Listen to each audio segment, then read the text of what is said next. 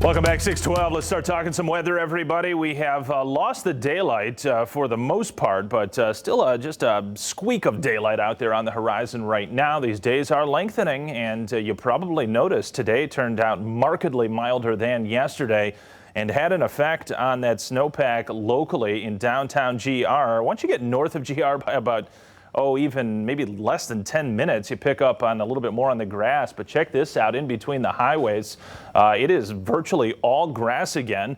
And we're going to look out for our next opportunity to whiten the ground. That comes in actually pretty quickly overnight tonight into tomorrow morning.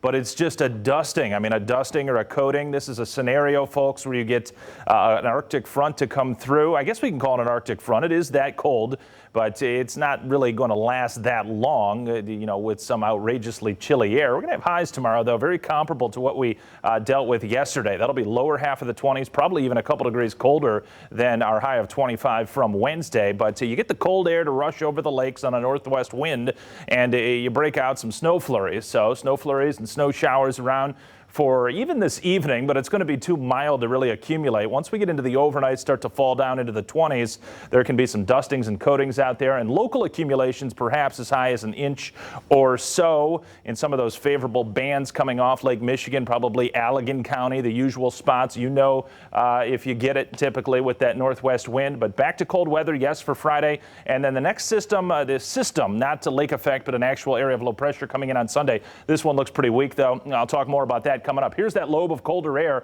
in central Minnesota. That is where the cold front is dropping southward, and you can see out ahead of it, it's still pretty balmy outside for this time of year. Upper 30s on a west wind today at about 15 to 25 miles per hour. That's pretty much what we felt, with some gusts even to 30 to 35 miles per hour locally. Some of the gusts along the immediate shoreline have come down just a bit, so waves tapering from their height yesterday evening or very early this morning when they were around 10 to 12 feet in some spots, particularly north of Holland. And then our temperature trend board does show on the chilly side. We've been talking about this for quite some time, that this last week to 10 days of January and going forward into February likely to be a bit colder. But as you can see, this is what we come to expect. Highs in the mid to upper 20s.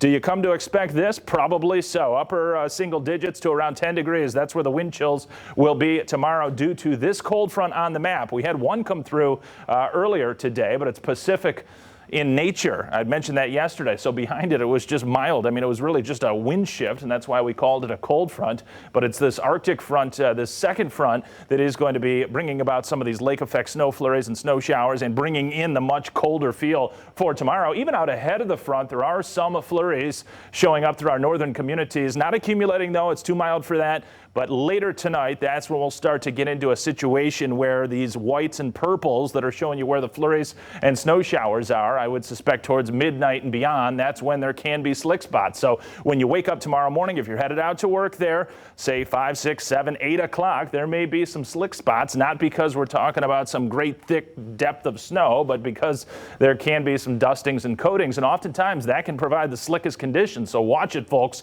and even into the afternoon. Go to the Future Track model. We're going to watch the next system on early Sunday. So overnight Saturday into Sunday morning, a weakening system comes across, but as Eric Kostriva was telling you, think about an inch, maybe getting out of that, inch or less, and then possibly another system behind that. Had mentioned that there may be another system coming up for Monday, certainly not set in stone. We've got some indications that may actually trend south of our area. More on that to come, Doug. It's going to be cold, though, next week. Temps upper 20s. All right. Yeah, we should expect it. Thank you, Anthony. Well, President